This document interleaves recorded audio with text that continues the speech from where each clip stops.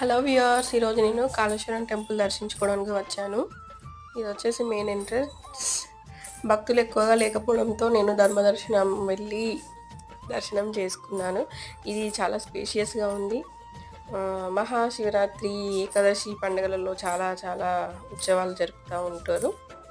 వీలైతే మీరు కూడా ఒకసారి వెళ్ళి దర్శనం చేసుకోండి. నేను ఎన్నో రోజుల నుంచి అనుకుంటున్నాను, కానీ నాకు వీలు పడలేదు. ఇప్పటికీ కుదిరింది. దేవుని ఆజ్ఞ లేని మనం దర్శనం కూడా చేసుకోలేం కదండి. సో ఫైనల్లీ నేను ఇప్పుడు దర్శనం చేసుకుంటున్నా.